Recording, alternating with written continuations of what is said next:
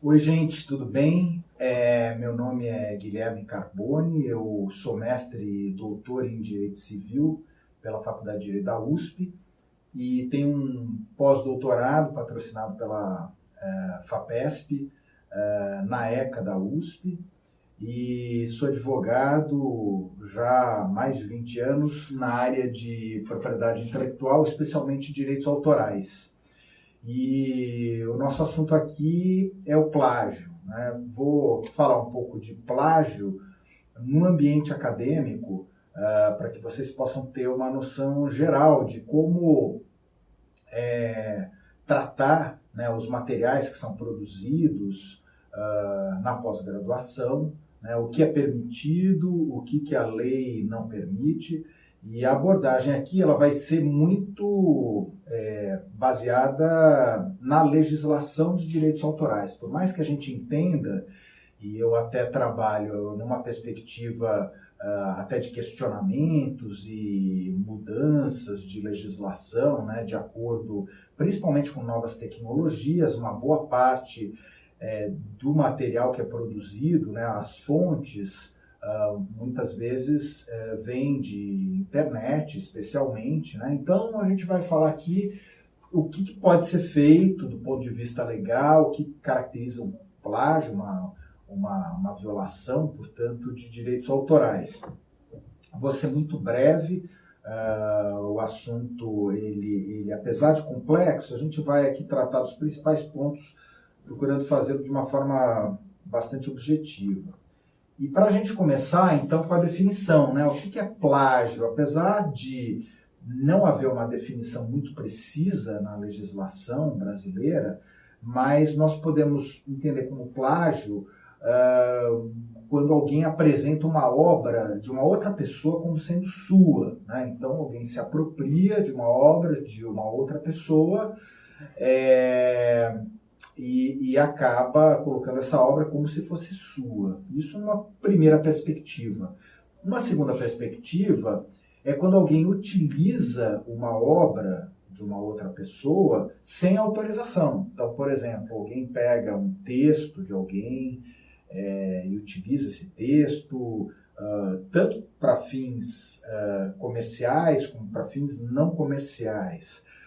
Ou alguém se apropria, pega um filme ou uma música e utiliza essa música. Às vezes isso é utilizado no âmbito de uma obra própria, mas nem por isso deixa de caracterizar o plágio. É claro que a gente vai verificar aqui, para a caracterização do plágio, teria que ter uma certa extensão, né, nesse processo de apropriação de uma obra de uma outra pessoa.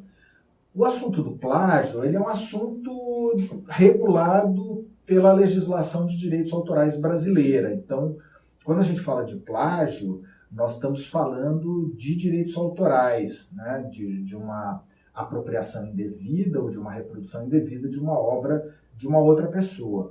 Então, para quem quiser se aprofundar mais no assunto, tirar dúvidas, toda essa questão é regulada pela Lei de Direitos Autorais brasileira, que é a Lei 9.610 de 1998. Essa é a Lei de Direitos Autorais brasileira, que, portanto, regula todas as questões de direitos autorais, dentre as quais o plágio. Então, reprodução, né, o conceito de reprodução, quais são as obras protegidas, as obras que não são protegidas, e os regimes específicos por tipo de obra, por exemplo, processo de edição, comunicação ao público, a execução pública de música, tudo aquilo que envolve o ECAD, né, que recolhe direitos pela execução pública de música, enfim, isso tudo está na Lei de Direitos Autorais brasileira.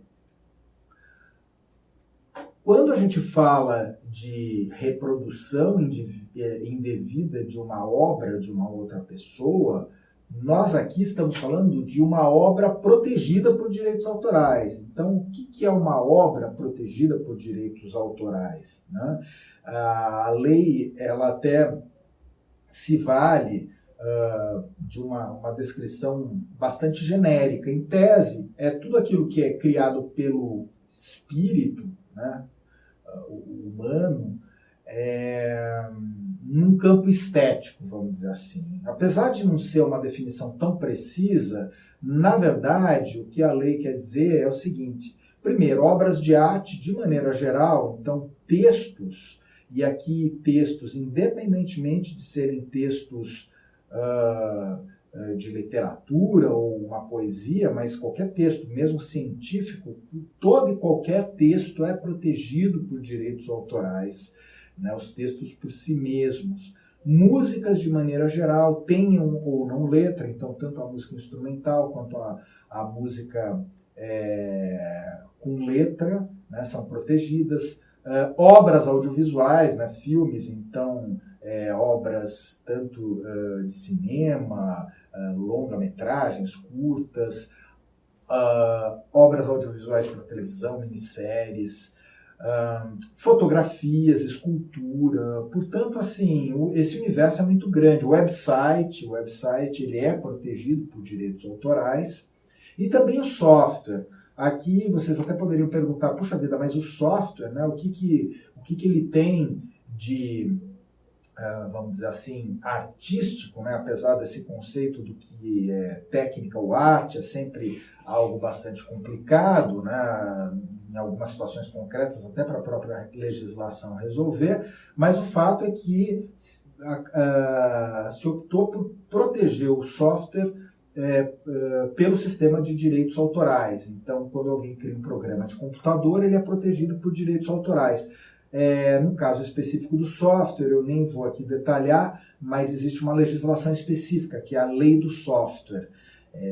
Portanto, essas questões específicas da criação do software são reguladas por essa lei, mas que é uma lei que também estabelece proteção por meio de direitos autorais. E, portanto, alguém não pode reproduzir um software de uma outra pessoa sem autorização, porque essa é a regra geral. A gente vai falar das exceções, mas a regra geral é sempre a necessidade de autorização para utilização desses materiais protegidos. Uma questão importante é a seguinte: a ideia abstrata, né, ela não é protegida por direitos autorais. Então, alguém teve uma ideia de uma peça de teatro, por exemplo, ou de um texto, de um livro, né, no campo da literatura. Essa ideia, pura e simplesmente, não é protegida. A proteção do direito autoral ela só ocorre quando essa ideia ela se materializa, né? Então, com a materialização que nós temos a proteção autoral. Por essa razão é que as ideias, e nem poderia deixar de ser diferente, porque imaginem vocês se as ideias abstratas, não materializadas, fossem protegidas, né? Nós teríamos aí, enfim, uma apropriação das ideias, o que não seria benéfico, enfim, para ninguém, né? Para o próprio desenvolvimento cultural e tecnológico da humanidade, tá? Um outro aspecto do direito autoral é que não há necessidade de registro, apesar de muitos de vocês já terem visto que algumas obras são registradas, né? Eu digo aqui registro para fins de proteção, né? E algumas obras são registradas ou no cartório ou na Biblioteca Nacional, que é muito comum. Esse registro ele é facultativo. Porque o direito autoral ele nasce com o próprio ato criativo. Se eu aqui fizer um desenho, escrever um texto, ele já automaticamente está protegido por direitos autorais. Esse registro ele é feito muitas vezes mais para servir como prova de que fui eu que criei aquilo, para eventualmente numa discussão com alguém eu ter um meio de prova, falar, olha, isso aqui é meu, tanto é que isso foi registrado em tal data e aí eu tenho a chancela, né, desse órgão a respeito do registro. Enfim, a questão do plágio, ela sempre vai envolver uma obra, portanto, protegida por direitos autorais.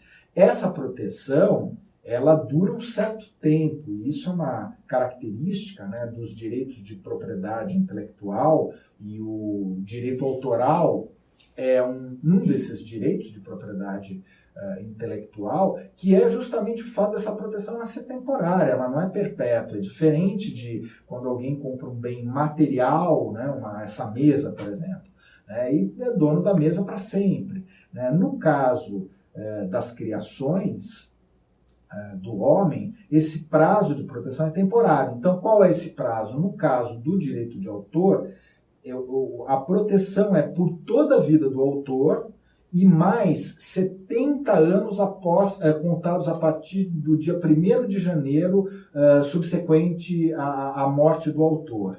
Né? Então, vamos imaginar que um determinado autor tenha falecido em setembro de 2005, por exemplo. Né? Então, a proteção autoral, ela durou toda a vida dele e mais 70 anos contados a partir de 1º de janeiro de 2006.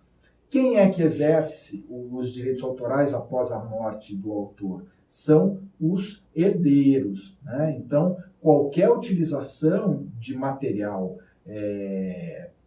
de um autor que tenha já falecido e dentro desse período aí, né, que nós falamos dos 70 anos, precisa de autorização dos herdeiros. Por isso que é muito comum, alguém vai fazer um filme, precisa usar uma música de alguém e que essa pessoa já faleceu, mas não há tanto tempo assim, então tem que ir atrás de quem é o herdeiro, quem ali está envolvido, quem é o titular, quem é que ficou como titular dos direitos autorais para pedir a autorização. Quando a gente fala de direito autoral e da questão do plágio, é importante também mencionar um outro direito que, no âmbito acadêmico, pode vir a ser utilizado, é algo também importante, que é o chamado direito de imagem. Vejam, direito de imagem é diferente de direito de autor. Direito de autor é aquele direito que o criador de uma obra tem sobre essa obra, no sentido de que só ele pode utilizar aquilo e que ele tem que autorizar toda e qualquer forma de utilização e que dura por esse prazo que nós acabamos de comentar. O direito de imagem é uma coisa diferente. O direito de imagem é o direito que a pessoa, né, o ser humano, tem sobre a representação de uma parte do seu corpo. Então, isso normalmente acaba incidindo sobre o rosto, mas não apenas o rosto. Poderia ser, isso incide sobre qualquer parte do corpo. E é o direito, então, que a pessoa tem de autorizar a reprodução daquilo. A reprodução barra, né, pode ser entendida também como uma fixação. Então, o exemplo mais típico é a fotografia. Né? O que acontece na fotografia? Na fotografia, eu tenho um fotógrafo que fixa a imagem, enfim, claro, a fotografia pode ser de outros objetos, mas sempre quando ela envolve a imagem de uma determinada pessoa, tem ali naquela fotografia um direito de imagem inserido. Tá? O direito de imagem ele é considerado um direito da personalidade. Os direitos da personalidade, assim como honra, direito à vida, direito às partes do corpo, direito à privacidade, direito à própria voz, né? No caso de um locutor, né? Ele tem o direito à voz. Então, ninguém poderia utilizar a voz dele, gravar a voz, ele falando sem uma autorização. A questão da autorização, ela é central, tanto no direito autoral quanto no direito de imagem. Então, a regra geral, é isso que vocês têm que ter em mente, é o seguinte: uma obra protegida por direitos autorais só pode ser utilizada mediante uma autorização. Da mesma forma, a reprodução de uma imagem, ela só pode ser utilizada mediante uma autorização também.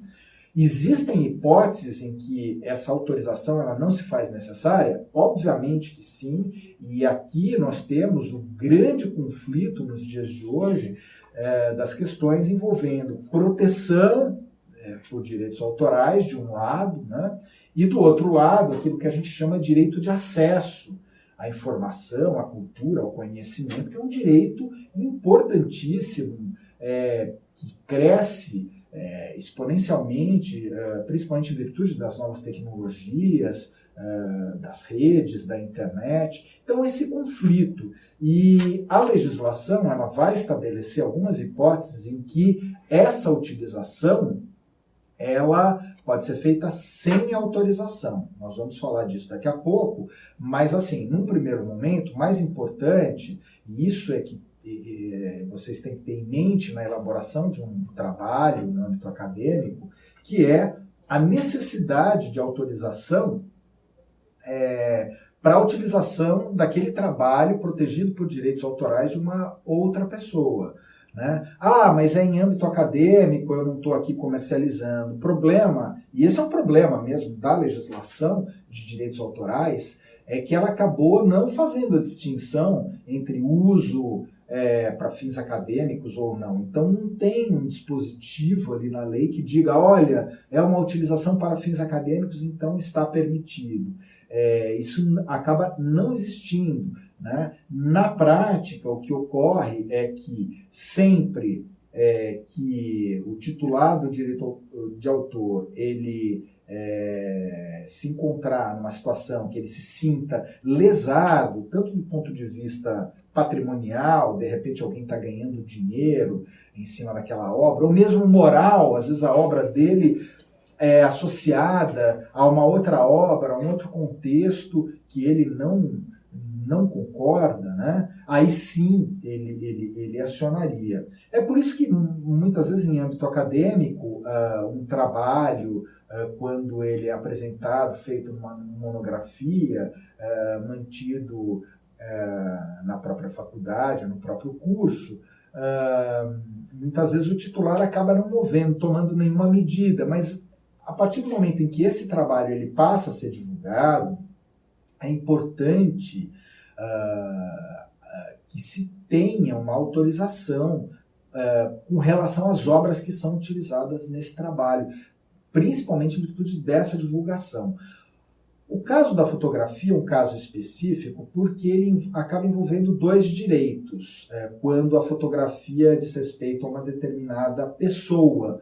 Por que dois direitos? Porque, em primeiro lugar, existe o direito autoral do fotógrafo sobre a sua fotografia e, em segundo lugar, existe o direito de imagem da pessoa retratada com relação, enfim, a essa reprodução da sua imagem. Então, quando alguém vai utilizar uma fotografia no trabalho, né, principalmente se esse trabalho vai ser divulgado, existe aqui uma necessidade, eu até como advogado, a gente vê isso na prática, assessorando mesmo instituições sem fins lucrativos, organizações sociais e tudo, existe a necessidade de autorização de ambos, do fotógrafo, porque é ele o titular do direito autoral sobre a fotografia, e da pessoa retratada, porque é a imagem dela que está lá. Né? Como eu disse para vocês, aqui o nosso tempo também é muito curto, não vale a pena a gente entrar nesse detalhamento, mas a questão é, existem limitações dessa necessidade de autorização? Existem. No caso da imagem, eu vou dar alguns exemplos, isso não está nem na legislação, tá?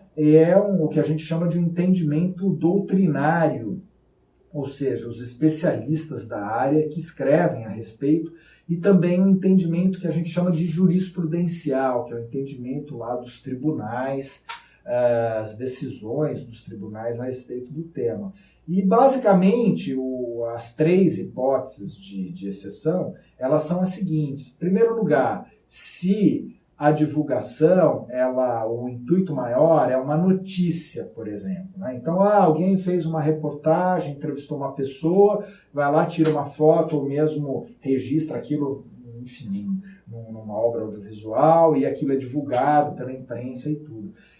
Obviamente, todas essas imagens que saem na imprensa saem sem autorização, porque já existe uma autorização meio que implícita ali. A pessoa está dando uma entrevista, alguma coisa assim, e o fato da notícia, que é algo de interesse público, né, ela prevalece sobre o interesse particular da pessoa que está sendo ali retratada. Então, esse é o primeiro caso. O segundo caso, isso tudo, gente, sem levar, assim, existem sempre circunstâncias, o contexto é muito importante nessa avaliação toda, mas são algumas balizas, vamos dizer assim, que a gente se vale para verificar a necessidade da autorização. O segundo caso, o caso de pessoas famosas, né?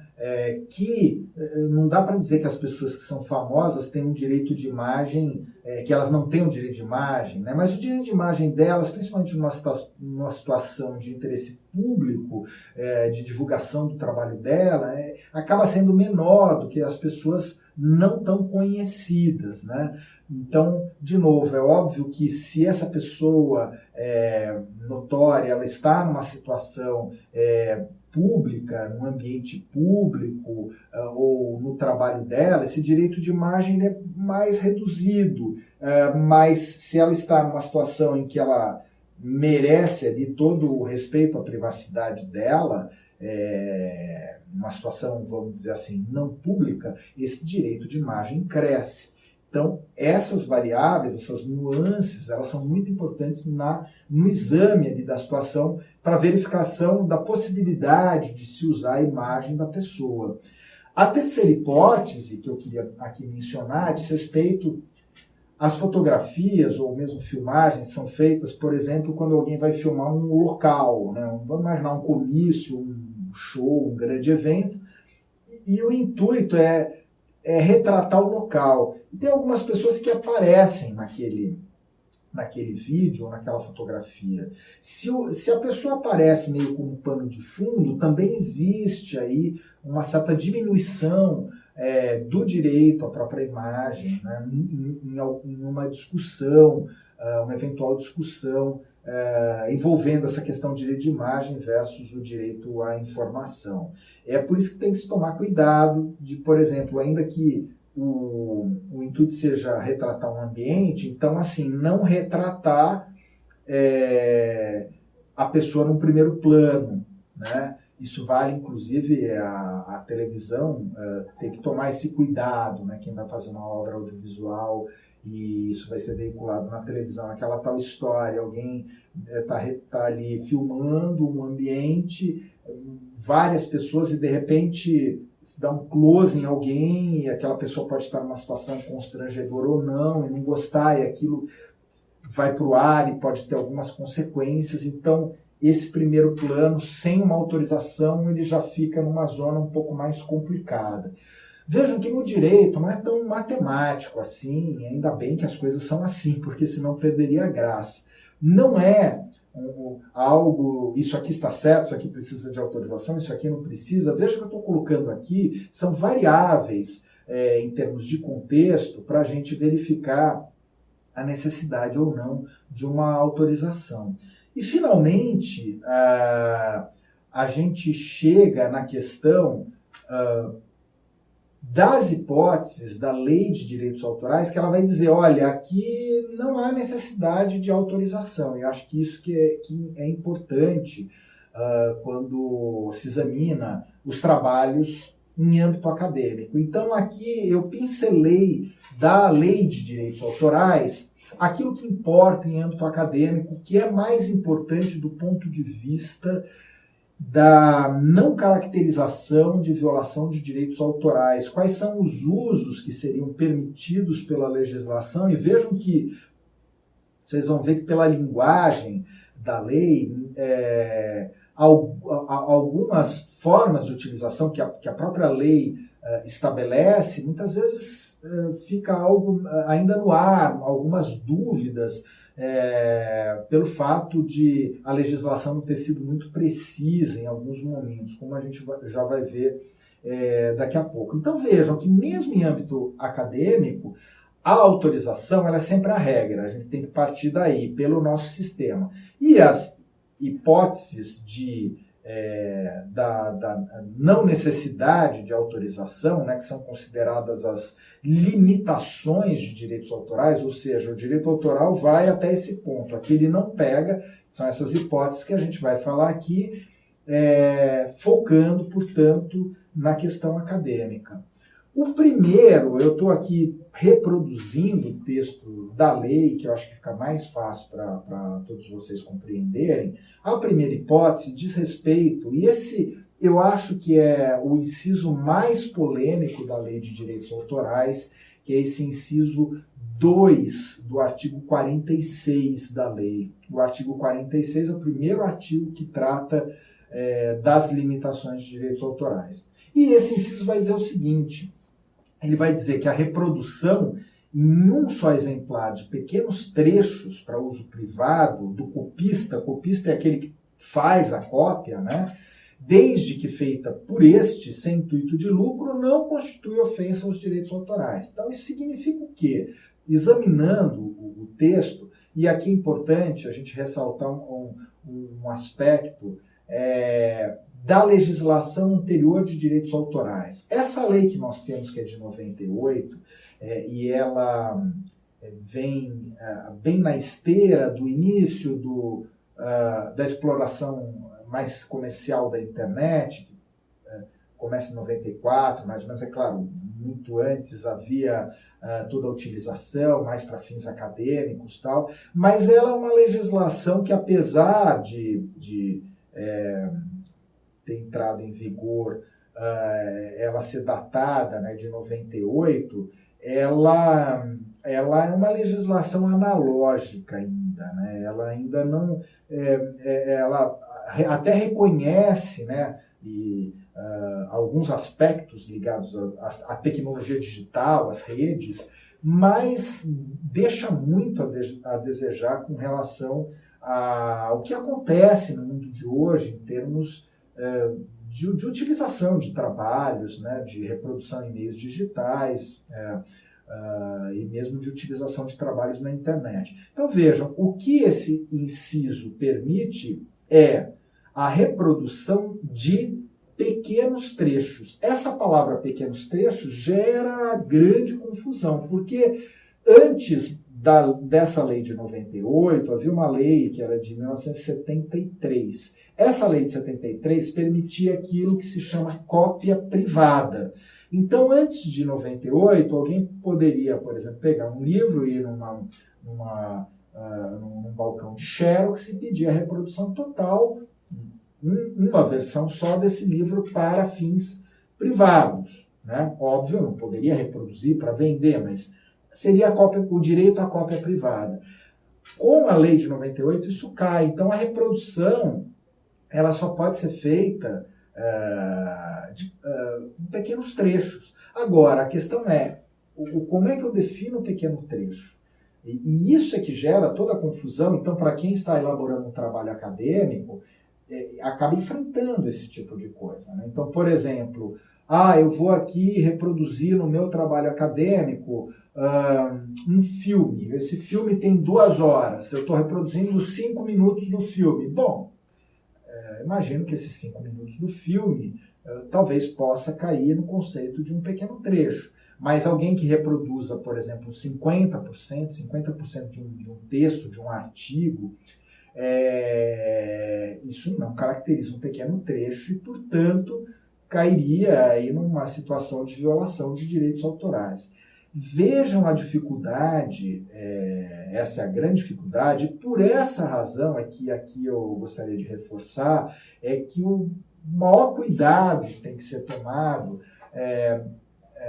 com relação a essa questão. É muito comum as pessoas terem contato com esse texto da legislação e aí pensarem, olha, aqui é um pequeno trecho, portanto a lei me diz que eu posso reproduzir normalmente. É preciso muito cuidado, porque a lei não foi precisa, a redação é muito ruim, então tem que ter muito cuidado na reprodução de música, né? No caso da música, nós sabemos a proteção, isso é importante frisar aqui, ela recai sobre a linha melódica sempre.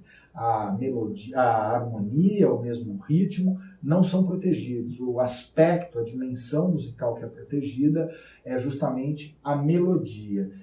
O que é o pequeno trecho de uma melodia? Eu teria que sempre verificar qual é o tempo da obra como um todo e ver o que está sendo reproduzido, né? Se, por exemplo, uma música tem 4 minutos, eu estou reproduzindo alguns segundos, né? E vejam a dificuldade, mas naqueles poucos segundos eu posso até reproduzir um grande trecho da melodia dessa música.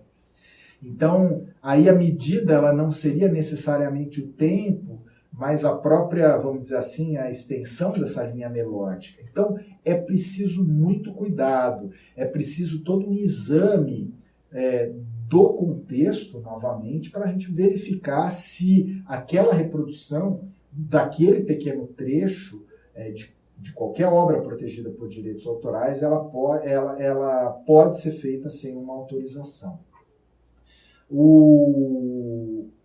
A hipótese seguinte, que é a do inciso 3º do artigo 46, vai permitir, sem a necessidade, portanto, de autorização, a citação em livros, jornais, revistas, não importa o meio, né, de passagens de obra. Vejam também, né, aqui a dificuldade. O inciso anterior falava de pequenos trechos, agora fala de passagens, né, para fins de estudo, crítica ou polêmica, mas sempre creditando o autor. Acreditar significa dizer quem é o autor daquele trecho, né? Seja por meio de uma parágrafe ou mesmo uma citação mais direta. Então, bom, aí existem todas as normas da ABNT, não é o caso aqui da gente mencionar isso, mas até porque nós estamos tratando da questão de plágio, de violação de direitos autorais, mas o importante aqui é o seguinte: num texto acadêmico, sempre acreditar. A forma como isso é feita, de novo, a gente falou aqui de normas da ABNT ou seguir outros tipos de norma, não importa. O importante é que haja esse crédito do autor ou autores, né, daquele trecho de livro, ou mesmo no caso de uma música, não importa, de uma fotografia, o nome dele tem que estar lá. Outras hipóteses importantes em meio acadêmico do inciso 4º do artigo 46, que vai tratar do apanhado de lições numa aula. Isso é muito simples de entender, né? Obviamente as pessoas podem anotar, mas essas anotações elas não poderiam ser publicadas, né? Integral ou parcialmente, né? Só podem ser publicadas mediante autorização do professor. E a hipótese seguinte é de representação e de execução musical quando realizadas, o inciso vai falar de recesso familiar, mas também vai tratar de estabelecimentos de ensino e execuções ou representações teatrais de cunho puramente didático. Então, o que isso significa? A música, quando ela é executada, sobre essa execução incide uma coisa que nós chamamos de direito de execução pública, e, portanto, existe um órgão, que é o ECAD, que arrecada direitos autorais sobre essa execução. Isso aqui eu estou colocando de uma forma bastante simplificada, é óbvio que esse é um assunto muito delicado, mas, enfim, a execução pública fica sujeita a esse recolhimento. O que esse inciso diz é o seguinte, que a execução musical que é ou representação teatral feita recesso familiar, isso obviamente, mas também em estabelecimentos de ensino para fins exclusivamente exclusivamente didático, não incide, não caracteriza execução pública para fins de recolhimento de direitos. Tá? Então, isso está totalmente permitido pela legislação. O último inciso que eu queria comentar, que é importante também para quem está elaborando um trabalho acadêmico, diz respeito às reproduções de pequenos trechos, vejam de novo aqui o pequeno trecho aparecendo, de obras protegidas por direitos autorais pré-existentes no âmbito de uma obra maior. Algumas pessoas até falam que esse é o inciso do remix, né? Porque o que está sendo feito alguém pega pequenos trechos de obras pré-existentes e utiliza isso no contexto de uma obra maior. Né? Eu uso essas pequenas reproduções para fazer uma outra obra, que não tem nada a ver com essas obras que tiveram seu pequeno trecho reproduzido. Isso é permitido. Tá? de novo, a gente cai no problema de qual é a extensão disso, porque pequenos trechos, né? Só para vocês verem a dificuldade, vamos imaginar, trazer aqui um exemplo, um caso prático. Alguém, por exemplo, vai numa Xerox e pede uma cópia de um livro, vamos imaginar um livro organizado por alguém que tenha vários artigos, né? Cada artigo pertence a um autor. E a pessoa vai lá e pede a reprodução, né? A cópia, vamos imaginar que o livro tenha 100 páginas, pede a cópia de 2 ou 3 páginas, né? Vamos dizer assim. Em tese, né? Isso poderia caracterizar um pequeno trecho, né? Essas 2 ou 3 páginas com relação a 100 páginas, né? Mas como se trata de um livro que ele contém diversos artigos de diferentes pessoas, essas 2 ou 3 páginas, de repente, se nós considerarmos que elas dizem respeito a um artigo que tem 4 ou 5 páginas, ela deixa de ser um pequeno trecho. Vejam a dificuldade, porque essa reprodução já corresponderia à metade desse artigo, porque nesse caso nós temos que considerar especificamente aquele artigo individualmente, daquele autor individualmente, não o livro como um todo. Então vejam as dificuldades, né, que nós temos nessa questão da caracterização. Por fim, 2 últimos dispositivos aqui da lei a respeito de limitações de direitos autorais, do que é permitido fazer. Então, paráfrases, né, comentários a respeito de obras no âmbito de uma outra obra, e paródias, que é uma manifestação humorística, que também é um conceito bastante subjetivo, né,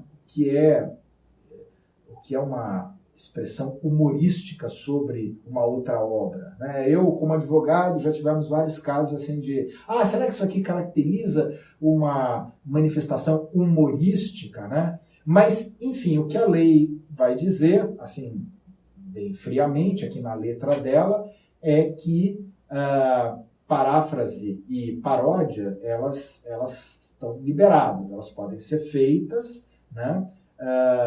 Desde que, existe aqui uma ressalva, não impliquem descrédito para a obra, ou seja, poderia causar um prejuízo à honra, um dano moral, mas elas poderiam ser feitas sem autorização. E, por fim, a possibilidade, que é esse artigo 48, a possibilidade de se reproduzir obras que estão em logradouro público. Por exemplo, tem uma escultura numa praça, isso poderia ser reproduzido livremente, sem necessidade de autorização, por meio de desenhos, fotografias, justamente pelo fato dessa obra protegida por direitos autorais, ela se situar em logradouro público. Eu espero que essas informações tenham sido úteis na elaboração dos trabalhos no âmbito da pós-graduação, independentemente do tipo de trabalho. Como nós dissemos aqui, nós estamos abordando textos, fotografias, pessoal da área de música, pessoal da área audiovisual. Essas mesmas regras, elas valem independentemente do meio e também valem para o ambiente digital, para a internet. O que significa? Significa que mesmo os textos, mesmo as músicas, enfim, todas as obras que foram disponibilizadas na internet, precisa tomar cuidado para ver qual é o regime, se o autor abriu mão dos seus direitos. Hoje existem algumas licenças que permitem, né, que o autor abra mão dos seus direitos, ou de alguns dos seus direitos autorais, como, por exemplo, as chamadas licenças Creative Commons, não é? Mas se a obra não foi disponibilizada sob uma licença dessas, ou se não existe nenhuma menção de que aquilo está liberado para uma utilização, é uma obra protegida, e, portanto, a utilização dessa obra ela tem que ser feita de maneira muito cautelosa, ou seja, não é o fato de estar na internet que ela não é uma obra protegida. Então, uma música ou mesmo um filme, ele não pode ser reproduzido, não pode ser reproduzido tanto no próprio ambiente digital. Vamos imaginar essa música, esse filme, ele está localizado em um site, ele não pode ser reproduzido para um outro site, também não pode ser reproduzido para fora do ambiente da rede e comercializado, divulgado, enfim, né, sem uma autorização para isso. E no caso do uso desse material todo em trabalhos acadêmicos, é importante que essa análise, no caso a caso, seja feita para que não fique caracterizado o plágio e, portanto, uma violação de direitos autorais. Muito obrigado.